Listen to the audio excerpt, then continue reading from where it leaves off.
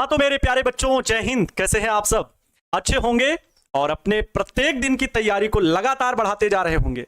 प्यारे बच्चों, कई टॉपर्स के मुंह से आपने सुना होगा 12th के कि हम शुरू से ही प्लानिंग करके एक एक टॉपिक, एक एक चीज को डिस्कस करते थे। प्यारे बच्चों, अब वही रिश्ता, वही मेहनत, वही जुनून अब आपके साथ जुड़ चुका है।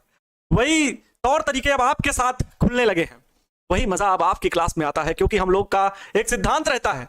मैं हमेशा बच्चों से कहता हूं, बड़ी है पीर पर्वत सी पिघलनी चाहिए, हिमालय से फिर कोई गंगा निकलनी चाहिए। मेरा मकसद सिर्फ हंगामा फैलाना नहीं है, मेरा मकसद है कि ये सूरत बदलनी चाहिए। वो सूरत अपने घर की है जो आपके घर पे, क्योंकि इससे बड़ा मोटिवेशन नहीं है कि मैं अपने घर की तस्वीर को बदलूंगा। तो मेरा मकसद सिर्फ हंगामा फैलाना नहीं है, मेरा मकसद है कि ये सूरत बदलनी चाहिए। मेरे सीने में न सही तेरे सीने में सही दोस्त, लगी हो आग बिहार बोर्ड में टॉप करने की, तो ये आग लगनी चाहिए, ये आग लगनी चाहिए। तो प्यारे बच्चों, आप सभी के बीच आज की क्लास शुरू होने वाली है। सभी का स्वागत करता हूं मैं, आपका एंजॉय सर, आनंद सर, जो बोलो वही आपके सामने क्लास को कंटिन्यू करने वाला हूं। तो जल्दी से आप सभी लोग क्लास में जुड़ जाएंगे। अच्छा, ये चीज आपको शेयर तो करनी नहीं है क्लास को, क्योंकि एप्लीकेशन में ऑलरेडी नोटिफिकेशन पहुंच जाता है, लेकिन फिर भी आप टेक्स्ट मैसेज के जरिए अपने उस छापो सुल्तान को भेज दो कि भाई क्लास में आनंद सर आ गए हैं, रॉड लेकर के आए हैं। ठीक है, स्टील की रॉड उनके पास है, पहुंचाओ, नहीं तो फिर बुरा हाल होगा, क्योंकि बाद में नो एंट्री लग जाती है। तो स्वागत करेंगे प्यारे बच्चों आप सभी का क्लास में। नमस्तुभ्यम, नमस्कार, आभार, अभिनंदन आप सभी प्यारे मित्रों का, दोस्तों का, मेरे छोटे भाई बहनों का। छापू सुल्तानों, एक बात याद रख लीजिए कि हम लोग चैप्टर नंबर 2 डिस्कस कर रहे हैं, जिसका नाम है स्थिर विद्युत विभव तथा धारिता। चैप्टर बहुत लेंथी नहीं है, लेकिन दो टॉपिक में डिवाइड है, एक तो विद्युत विभव और दूसरा धारिता। ये दोनों ही अलग अलग टॉपिक है। अगर आप कोई रेफरेंस बुक यूज कर रहे हो, भारती भवन या किसी अदर पब्लिकेशन की, बहुत सारे पब्लिकेशन है, उनमें से किसी भी अगर रेफरेंस बुक कोई भी यूज कर रहे हो, तो उसमें देखोगे कि विभव अलग चैप्टर दे दिया जाता है, वैद्युत विभव, और वैद्युत धारिता का चैप्टर अलग कर दिया जाता है। तो आज मैं धारिता के बारे में बताऊंगा आपको कि विद्युत धारिता क्या है। ठीक है, आप लोगों ने अभी तक हमसे विद्युत विभव के बारे में इस चैप्टर से रिलेटेड जान लिया है, सारी बातें समझ ली होंगी।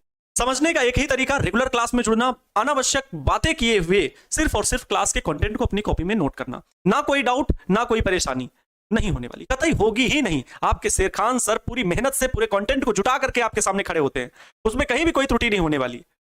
ठीक है, चलो क्लास को बच्चों कंटिन्यू करते हैं। ठीक है, हाँ तो मेरे छापू सुल्तान, हम लोग विद्युत धारिता पढ़ेंगे, लेकिन सर पहले आप क्या कराते हैं, 5 मिनट हम लोग रिवीजन करेंगे। क्या करेंगे? रिवीजन।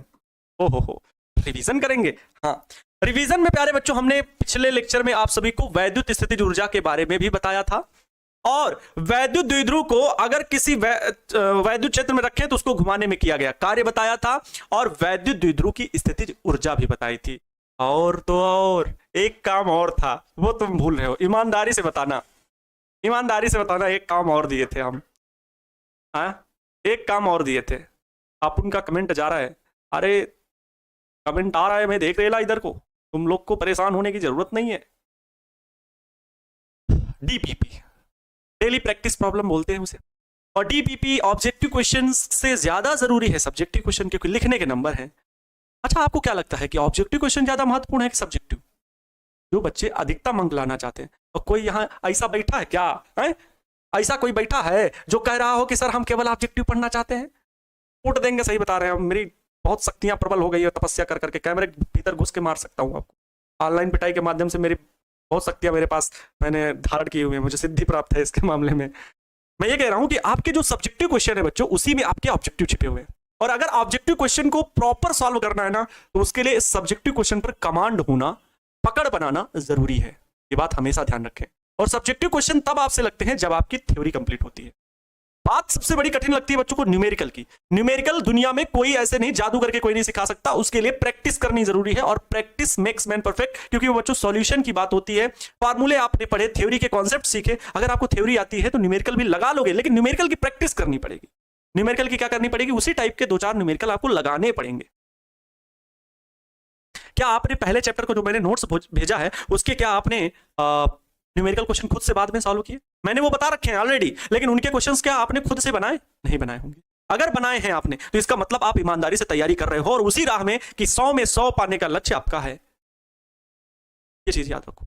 रिवीजन में प्यारे बच्चों, हमने ये बताया था कि अगर एकल आवेश कहीं पर रखा हुआ है, अगर कहीं पर एकल आवेश है, तो उसकी स्थितिज ऊर्जा क्या होगी? एकल आवेश अगर केवल क्यू कूलाम का कहीं पर रखा हुआ है, तो उसकी स्थितिज ऊर्जा क्या होगी? मैंने कहा था U बराबर QV। ठीक है। वैद्युत क्षेत्र में अगर कोई विद्युत द्विध्रुव रखा है तो उसको घुमाने में किया गया कार्य टाउ बराबर पीई सॉरी डब्ल्यू बराबर PE cos theta 1 minus cos theta 2। ये याद है कि नहीं, या ये भी भूल गए? ये याद है कि नहीं? विद्युत क्षेत्र में विद्युत द्विध्रुव को घुमाने में किया गया कार्य ये है क्या? इसको लिख लो, विद्युत क्षेत्र में विद्युत द्विध्रुव को घुमाने में किया गया कार्य घुमाने में किया गया कार्य है W बराबर P cos theta 1 minus cos theta 2। अब बात ये आती है कि विद्युत द्विध्रुव की स्थितिज ऊर्जा क्या निकाली गई थी? कितने लोगों को पता है? विद्युत द्विध्रुव की स्थितिज ऊर्जा U बराबर जो थी वो minus P cos theta, U बराबर माइनस पीई कॉस थीटा। ये क्या थी? विद्युत द्विध्रुव की स्थितिज ऊर्जा। वैद्युत क्षेत्र में वैद्युत द्विध्रुव की, विद्युत लिखो, इतना कोई दिक्कत वाली नहीं बात है। वैद्युत द्विध्रुव की स्थितिज ऊर्जा, ये चीज ठीक है। वैद्युत द्विध्रुव की स्थितिज ऊर्जा, वैद्युत क्षेत्र में वैद्युत द्विध्रुव की स्थितिज ऊर्जा कितनी होगी? तो U बराबर माइनस पीई कॉस थीटा इतने जूल होगी। बोलो ये सारी बातें क्या पिछले लेक्चर में आप लोगों ने पढ़ लिया था? यस और नो? सर जो आपने लघुत्तरीय सवाल दिए हैं उसी को याद करना है, परीक्षा में आएगा। बिल्कुल उन्हीं में से प्रश्न छांट के परीक्षा में बनेंगे, उन्हीं में गेस क्वेश्चन मैं आपको बाद में सॉल्व कराऊंगा, लेकिन वो सब्जेक्टिव क्वेश्चन तो करना ही है। ठीक है, ओके। अब बच्चों थोड़ी सी बात कर लेनी है आज आवेशित चालक से संबंधित। अगर कोई आवेशित चालक है तब क्या क्या घटनाएं होती हैं, थोड़ी सी बात करने वाली बात है। और ये ऑलरेडी गोला जो पढ़ाए थे ना उससे संबंधित आवेशित चालक है। अगर बच्चों कोई चार्ज्ड कंडक्टर है, चार्ज्ड मतलब आवेशित, चालक मतलब बच्चों कंडक्टर। अगर कोई चार्ज्ड कंडक्टर है तो उसके लिहाज से समझना है क्या?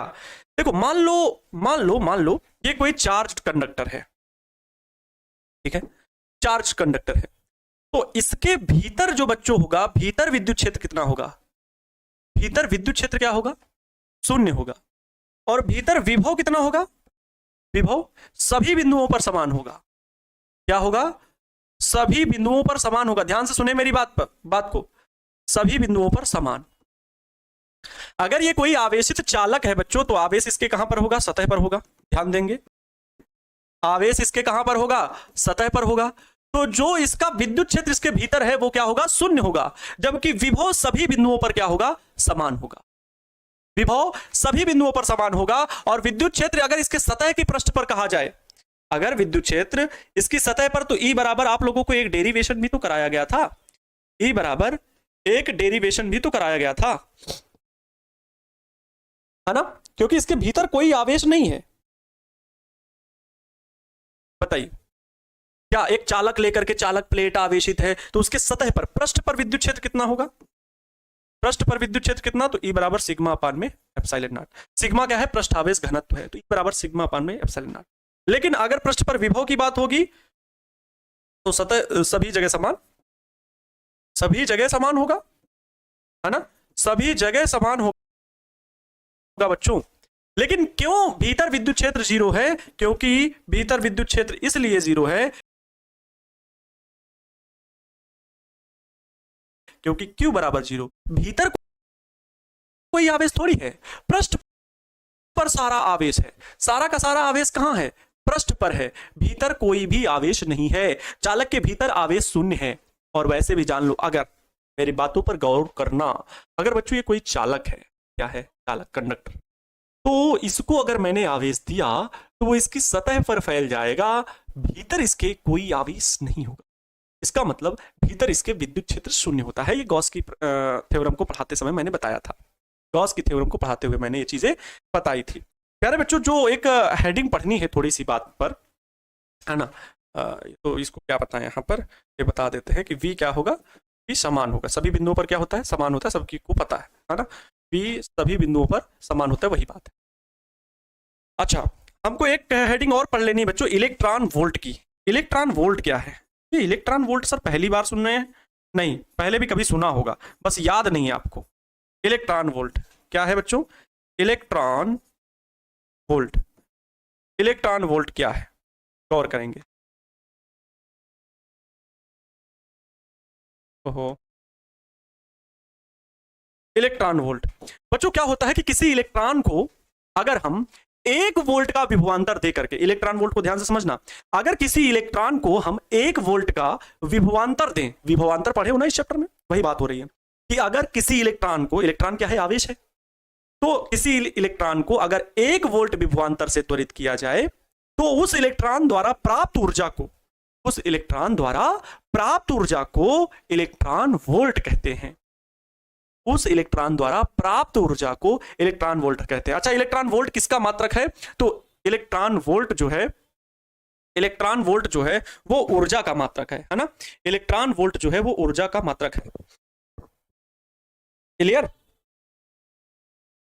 सर चार्ज गलत है। अच्छा, आपका हमने पढ़ लिया, चार्ज गलत है। ओ बारे छाप मानो आप लोग नहीं करोगे, आप सही है। चार्ज्ड कंडक्टर, आप सही है, आप गलत नहीं है ना, ठीक। इलेक्ट्रॉन वोल्ट के लिए परिभाषा क्या लिखेंगे बच्चों? किसी इलेक्ट्रॉन को 1 वोल्ट, किसी इलेक्ट्रॉन को, कोई इलेक्ट्रॉन लिए हम, किसी इलेक्ट्रॉन को 1 वोल्ट विभवांतर, 1 वोल्ट विभवांतर, 1 वोल्ट विभवांतर से त्वरित करने पर, 1 वोल्ट विभवांतर से त्वरित करने पर, त्वरित करने पर, किसी इलेक्ट्रॉन को 1 वोल्ट विभवांतर से त्वरित करने पर इलेक्ट्रॉन द्वारा अर्जित ऊर्जा को, अब देखो, इलेक्ट्रॉन द्वारा अर्जित मतलब प्राप्त, इलेक्ट्रॉन द्वारा अर्जित ऊर्जा को इलेक्ट्रॉन वोल्ट कहते हैं। क्या कहते हैं बच्चों? इलेक्ट्रॉन वोल्ट कहते हैं। अच्छा सर, इलेक्ट्रॉन वोल्ट की यहां पर चर्चा क्यों की आपने? क्योंकि बच्चों मैंने आपको स्थितिज ऊर्जा पढ़ाया और कभी कभी स्थितिज ऊर्जा का मात्रक इलेक्ट्रॉन वोल्ट में बताया जाता है, और इलेक्ट्रॉन वोल्ट जो है वो ऊर्जा का छोटा मात्रक है। यह ऊर्जा का छोटा मात्रक है, या ऊर्जा का एक छोटा मात्रक है। क्या? इलेक्ट्रॉन वोल्ट क्या ऊर्जा का एक छोटा मात्रक है। ऊर्जा को बच्चों हम लोग जूल में भी माप सकते हैं। आप याद रखो कि 1 इलेक्ट्रॉन वोल्ट बराबर होता है 1.6 × 10⁻⁻19 जूल होता है। अगर जूल में कन्वर्ट करना हो इलेक्ट्रॉन वोल्ट को तो 1.6 × 10⁻⁻19 जूल से मतलब इतने से गुणा करना पड़ेगा। तो 1 इलेक्ट्रॉन वोल्ट बराबर क्या होता है? 1.6 × 10⁻⁻19 जूल। तो बात समझ में आई कि किसी इलेक्ट्रॉन को 1 वोल्ट विभवांतर से त्वरित करने पर इलेक्ट्रॉन द्वारा अर्जित ऊर्जा को इलेक्ट्रॉन वोल्ट कहते हैं। याद रहेगा, किसी को कोई दिक्कत नहीं इस ठीक है, किसी को कोई दिक्कत नहीं। आज जो बच्चों हम लोग कॉन्सेप्ट पढ़ने वाले हैं फुल एंड फाइनल धारिता का। चलिए तो नेक्स्ट पेज में हम लोग बढ़ेंगे और लिखेंगे अपनी कॉपी में, छोटी सी हेडिंग लगा लो धारिता की। धारिता इंग्लिश वाले लिख लो कैपेसिटेंस, कैपेसिटेंस, कैपेसिटेंस। हाँ, नहीं समझ में आ रहा है? बल्लू और बघीरा को बुलाओ मोगली, तुम्हें आज हमसे कोई नहीं बचाएगा। धारिता आज हम सिखा के रहेंगे। बहुत दिन उड़ लिए, बहुत दिन घूम लिए, सहारा लेते रहे बल्लू और बघीरा का, लेकिन आज हम तुम्हें बता के रहेंगे कि धारिता क्या होती है, कैपेसिटेंस क्या होता है। जैसा कि इसके नाम से बच्चों पता चल रहा है, नाम से ही पता चल रहा है धारण करने की क्षमता। इसका अर्थ क्या है? धारिता का अगर अर्थ पूछा जाए, भावार्थ, तो आप कहोगे धारण करने की क्षमता। बोलो हाँ, धारण करने की क्षमता बोलोगे। कितनी अच्छी बात है, क्या अच्छी बात कही है आपने, धारण करने की क्षमता। जैसे आपके 4 रोटी खाने की क्षमता है, कोई कोई हडिम्बा जैसा खा लेता है, 10-12 रोटी भी खा लेते हैं, महापुरुष पड़े हुए हैं, है ना। तो उनकी क्या है, वो धारण करने की क्षमता है, वो कैपेसिटी है। लेकिन यहां पर हम फिजिक्स में पढ़ रहे हैं कैपेसिटेंस, धारण करने की क्षमता, धारण करने की क्षमता।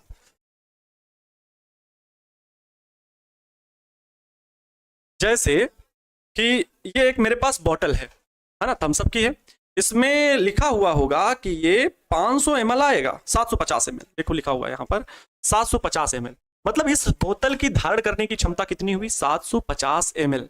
इस बोतल के अगर पानी इस पे थोड़ा सा भी आगे डालेंगे तो पानी बाहर आ जाएगा, वो पानी बाहर आ जाएगा। क्यों? क्योंकि इसकी धारण करने की क्षमता से ज्यादा हम इसको दे रहे हैं।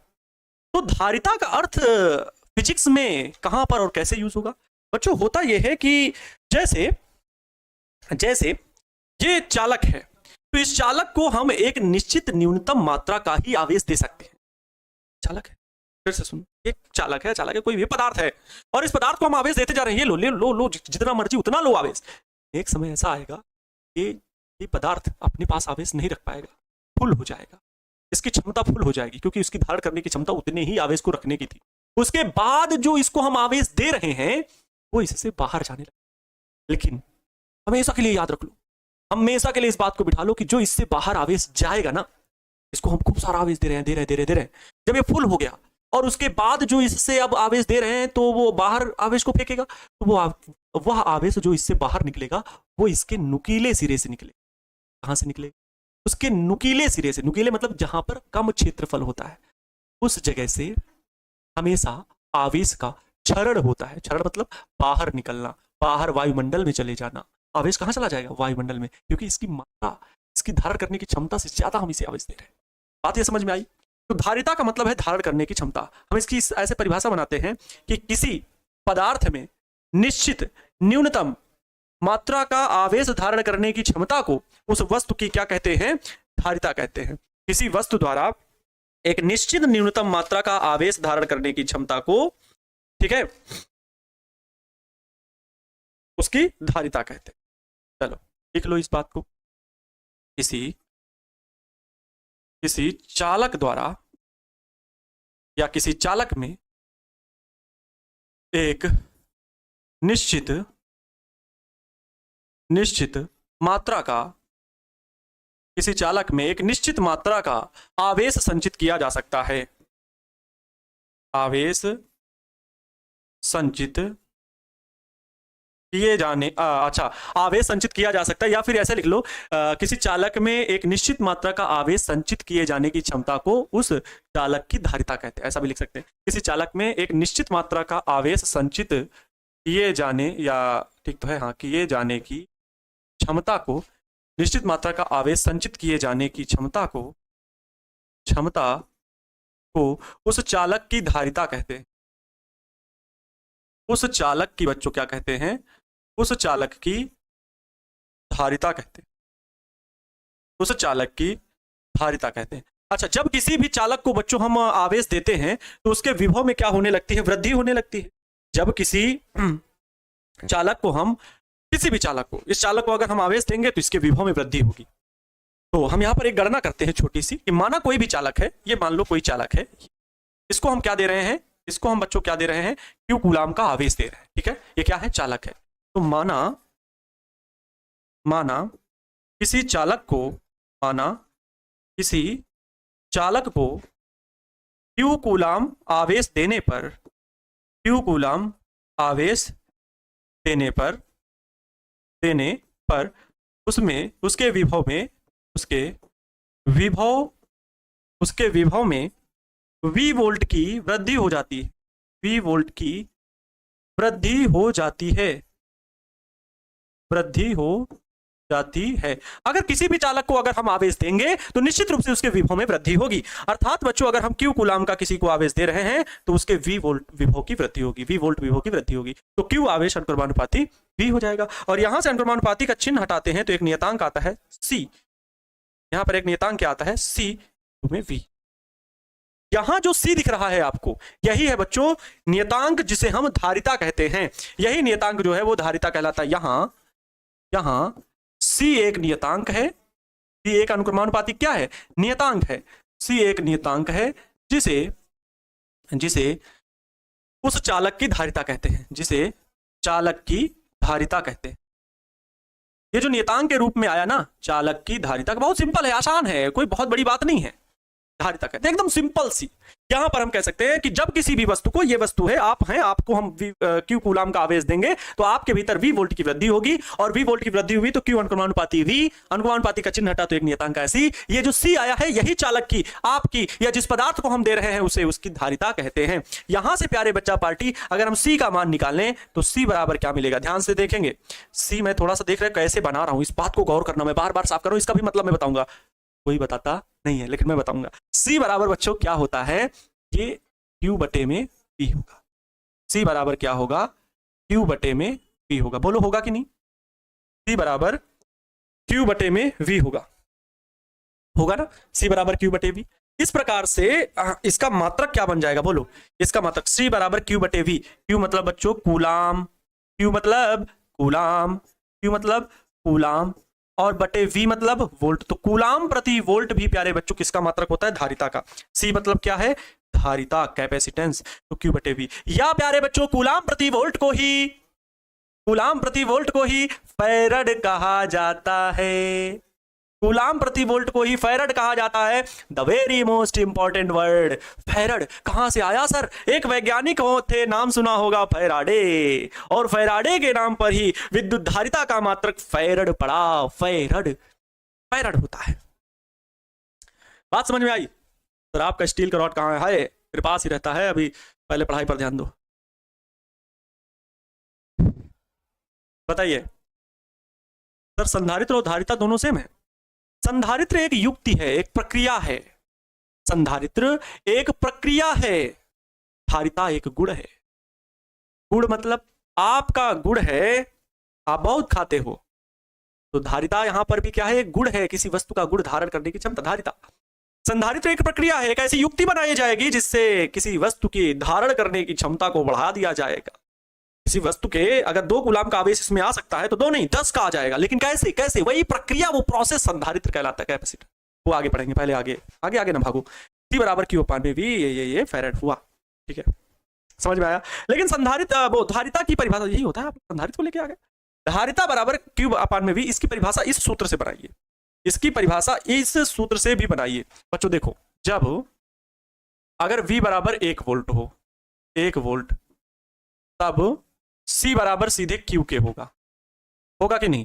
देखो इसी सूत्र में देखो, अगर V बराबर 1 वोल्ट मान लिया जाएगा तो C सीधे क्यू के बराबर होगा, C सीधे क्यू के बराबर होगा। अतः अब परिभाषा कैसे बनाई जाएगी, देखो हर को 1 मान लिया गया ना, परिभाषा बड़े आराम से बन जाएगी कि किसी वस्तु के या किसी चालक में एकांक वोल्ट की वृद्धि करने के लिए, किसी चालक के विभव में एकांक वोल्ट की वृद्धि करने के लिए, ध्यान से सुनो परिभाषा, देखो कितनी खूबसूरत, किसी चालक के विभव में, चालक के विभव में, विभव में एकांक वोल्ट की, एकांक वोल्ट की वृद्धि करने के लिए, वृद्धि, एकांक वोल्ट की वृद्धि करने के लिए, वृद्धि करने के लिए आवश्यक आवेश की मात्रा को, वृद्धि करने के लिए आवश्यक आवेश की मात्रा को, आवश्यक आवेश की, आवश्यक आवेश की मात्रा को, किसी चालक के विभव में एकांक वोल्ट की वृद्धि करने के लिए आवश्यक आवेश की मात्रा को ही क्या कहते हैं, आवश्यक आवेश की मात्रा को ही, मात्रा को उस चालक की धारिता कहते हैं, तो चालक की धारिता कहते हैं। कितना साधारण सी परिभाषा बन गई, उस चालक की बच्चों क्या कहते हैं, धारिता कहते हैं, धारिता कहते, क्या रहेगा, कितना बढ़िया और आसान सी परिभाषा होगी। धारिता कैसी राशि है, अदिश राशि है। अब कुछ इंपॉर्टेंट फैक्ट्स लिख लेते हैं, कुछ इंपॉर्टेंट फैक्ट्स लिख लेते हैं। धारिता अदिश राशि है, देखो इंपॉर्टेंट फैक्ट्स में देखो, धारिता क्या है बच्चों, अदिश राशि, इसकी कोई दिशा नहीं होती, धारिता अदिश राशि है। इसके मात्रक क्या हो सकते हैं, इसकी विमा क्या हो सकती है, मात्रक जल्दी से बता दो, अगर अदिश राशि है तो मात्रक तो बताने ही है, मात्रक तो इसका फैरड होता है, या ऐसा ही मात्रक अभी देखे क्यू बटे वी, मतलब कूलाम प्रति वोल्ट भी होता है, कूलाम प्रति वोल्ट होता है। लेकिन क्योंकि ये फैरड बहुत बड़ा मात्रक है, फैरड बहुत बड़ा मात्रक है, इसे हम ज्यादातर जो मापेंगे यहाँ पर माइक्रो फैरड, है ना, तो एक माइक्रो फैरड, ये क्या बोलते हैं यहाँ पर लिख दे रहा हूं, micro farad, micro farad. Mu F अगर बच्चों जहां कहीं पे लिखा होगा मतलब वो माइक्रो, ये म्यू बोलते हैं, म्यू तो जानते हैं ना, म्यू ये तो माइक्रो फैरड बराबर होता है 1 × 10⁻⁶ फैरड, क्योंकि फैरड मतलब बच्चों एफ से लिखते हैं, एफ से, फैरड मतलब एफ से। और मात्रक भी हैं धारिता के, 1 नैनो फैरड, NF, NF का मतलब होगा नैनो फैरड, ठीक है, यहां पर लिख लो नैनो फैरड, नैनो फैरड। तो 1 नैनो फैरड बराबर होता है 1 × 10⁻⁹ फैरड, सीधे एफ लिख रहा हूं बच्चों। पिको फैरड भी नाम आएगा कहीं कहीं पर न्यूमेरिकल में या ऑब्जेक्टिव में, पिको फैरड, तो उसे 1 PF लिखा होगा, इसका मतलब होगा 1 × 10⁻12 फैरड, माइनस का 12 फैरड। तो ये सारे फैरड के मात्रक हो गए जो कि आपको लिखना होगा।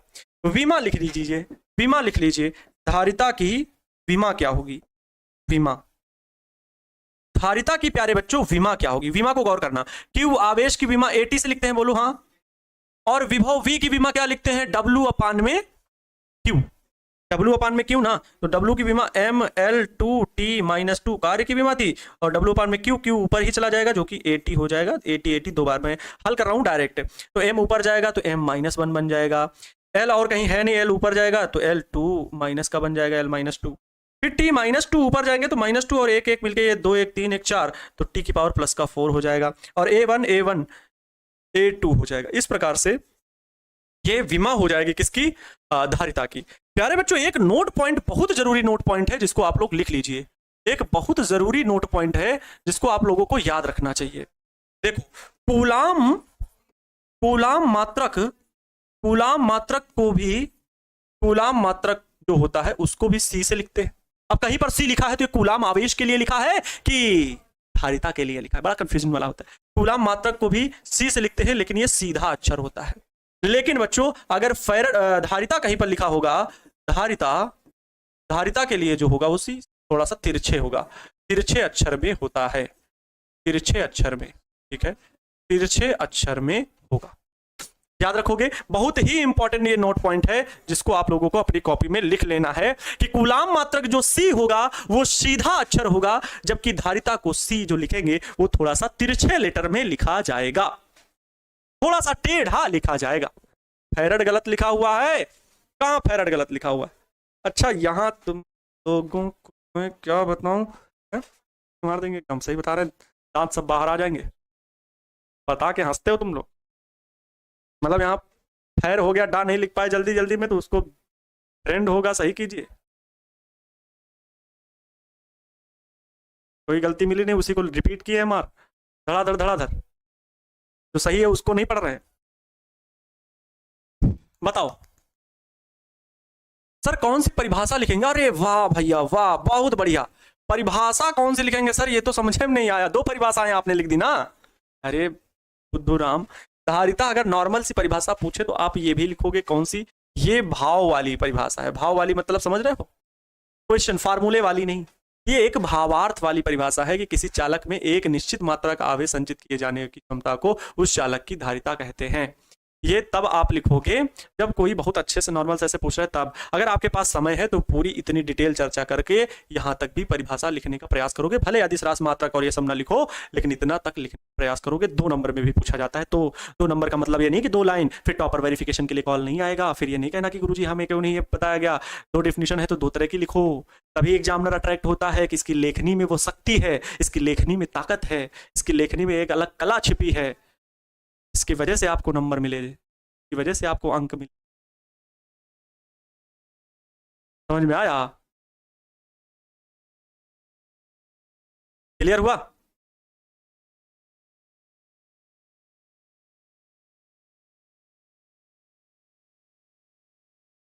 क्लियर हो गया बच्चों पार्टी, है ना?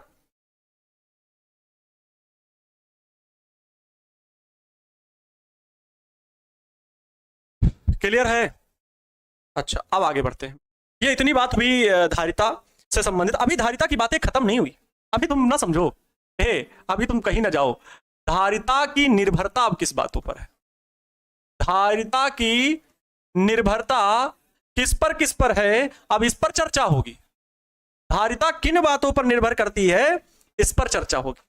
तो सबसे जरूरी चीज जो धारिता है वो चालक के आकार पर निर्भर करती है। अरे भैया, चालक का आकार अगर बढ़ा तो उसकी धारिता चालक के आकार एवं आकृति पर निर्भर करती है। धारिता जितना आकार बड़ा होगा उसकी धारिता उतनी ज्यादा होगी, है ना। तो चालक के किस पर निर्भर करती है? चालक के आकार, ये पहले लिख दे रहा हूं कि धारिता निम्न कारकों पर निर्भर करती है। धारिता निम्न कारकों पर निर्भर करती है। निम्न कारकों पर निर्भर करती है। निम्न कारकों पर निर्भर करती है। धारिता निम्न कारकों पर निर्भर करती है। पहली बात, निम्न कारकों पर निर्भर करती है क्या? चालक। धारिता निम्न कारकों पर निर्भर करती है। चालक के आकार व क्षेत्रफल पर। चालक के आकार व क्षेत्रफल पर। चालक के आकार व क्षेत्रफल पर धारिता निर्भर करती है। दूसरी चीज, चालक के पास रखे, चालक के आकार व क्षेत्रफल पर, और दूसरी चीज, चालक के पास कोई अगर दूसरा चालक रख दिया जाए तो भी चालक की धारिता निर्भर करती है। या चालक के आसपास के वातावरण पर भी निर्भर करती है। चालक के आसपास के वातावरण पर भी प्यारे बच्चों निर्भर करती है। तो ये लिख लो कि चालक के चारों ओर का वातावरण कैसा है। सर वातावरण से मुझे नहीं समझ में आ रही बात। वातावरण का मतलब कि अगर चालक को वैद्युत क्षेत्र में रखा जाएगा तो वो उसमें धारिता बढ़ेगी घटेगी, जो भी होगा, जैसा विद्युत क्षेत्र होगा वैसा उसमें प्रभाव आएगा। तो चालक के चारों ओर के वातावरण पर भी निर्भर करता है। वातावरण पर निर्भर करता है। तीसरी चीज, चालक के समीप कोई अगर दूसरा चालक ले आए, चालक के समीप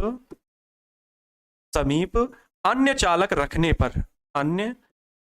रखने पर भी धारिता प्रभावित होती है, अर्थात धारिता निर्भर करती है। अब किन कारकों पर धारिता निर्भर नहीं करती है? देखो, धारिता निम्न कारकों पर निर्भर नहीं करती है। और पता, अभी जब मैं लिखूंगा तो आप आश्चर्यचकित रह जाएंगे, सर ये तो सूत्र में है फिर भी क्यों निर्भर नहीं करती है? धारिता निम्न कारकों पर निर्भर नहीं करती है। ध्यान से सुनेंगे, धारिता निम्न कारकों पर निर्भर नहीं करती है। किन कारकों पर निर्भर नहीं करती? धारिता निम्न कारकों पर निर्भर नहीं करती है। पहला पॉइंट, चालक के विभव पर। चालक के विभव पर निर्भर नहीं करती है धारिता। अरे सर ये कैसी बात आप कर रहे हैं? हम तो पढ़े हैं कि C is equal to Q upon में V होता है ना। तो इससे हम कहेंगे कि C inversely proportional to V। But निर्भर नहीं करती। विभव, जब धारिता हम चालक पर क्या विभव है, कैसा है, उस पर कंडीशन उस समय निर्भर नहीं करेगा। जब विभव बढ़ाएंगे घटाएंगे तो कुछ ना कुछ फर्क पड़ेगा, ऐसा माना मतलब होगा। लेकिन विभव असली कारण है धारिता का ये नहीं, आकार है, आकृति है। अगर ये छोटा आकार का है तो इस पर धारिता कम है, अगर बड़े आकार का होगा तो इस पर धारिता ज्यादा होगी। ठीक है। अरे बताइए भैया, सही बोल रहे हैं ना? चालक की लंबाई पर चालक की स्थिति पर निर्भर करता है। हाँ भैया, चालक की लंबाई का मतलब यही हुआ कि आकार व क्षेत्रफल पर। हम गलत बोल रहे हैं? सर चैप्टर 1 का 1 शॉट लीजिए। आ गए ना? तुम बहुत देर में जुड़े हो, तुम पहले अगर जुड़े होते बात नहीं करते। सर आप हमारे गार्ड हो। सर बढ़िया कमेंट पढ़ते हैं, हमारा कमेंट नहीं पढ़ते हैं। यस सर, क्लियर है। क्या बोले? अच्छा आप सर 1 शॉट लीजिए। 1 शॉट लेंगे, थोड़ा समय रुक जाओ, अभी मीटअप वगैरह होना है तो उनको भी थोड़ा देख लेने दो। 7 तारीख को 10 अप्रैल के बाद होगा सब, 1 शॉट वगैरह भी होगा। अभी बच्चों को फिर, क्योंकि बैकलॉग लगे हुए बच्चों को किस में खत्म करेंगे? 1 शॉट में। ठीक है, चलो। तो ये चालक के विभव पर निर्भर बच्चों नहीं करता है, मतलब चालक के विभव पर निर्भर नहीं करती है चालक की धारिता। दूसरा पॉइंट क्या हो सकता है? ठीक है, चालक के आवेश पर। चालक में कितना आवेश है इस पर पहले से निर्भर नहीं करता है। चालक के आवेश पर भी निर्भर नहीं करता। अरे सूत्र में तो सर है, लेकिन नहीं, सूत्र से मतलब नहीं है। तीसरा, चालक की स्थितिज ऊर्जा पर। चालक की स्थितिज ऊर्जा पर भी निर्भर नहीं करता है। चालक की स्थितिज ऊर्जा पर निर्भर नहीं करता है, याद रखिएगा। इन कारकों पर निर्भर नहीं करता है और उपरोक्त कारकों पर निर्भर करता है। दोनों ही बात याद रखिएगा, इंपॉर्टेंट है। ऑब्जेक्टिव क्वेश्चन यहां से बनते हैं। ठीक है, यहां से ऑब्जेक्टिव बनते हैं, यहां से ऑब्जेक्टिव। सर फेस पे कुछ लगा है? फेस पे नहीं, इधर तो कुछ लगा है। लाइट के जो कीड़े उड़ते हैं वो यहाँ से आंख के ऊपर से चलते चलते महाराज जी कहीं यहीं पर रेंग गए। तो ये थोड़ी सी आंख भी दर्द भी कर रही है आंख खोलने पर, और यहाँ तो लाइटें बहुत ज़्यादा लगी होती। की वजह से थोड़ा सा दर्द कर रही है, और थोड़ा सा यहाँ पर आपको दिख रहा होगा, हाँ जख्म होगा छोटा सा, कोई नहीं वो सही हो जाएगा। छोटे छोटे जख्म पर का आप लोग नज़र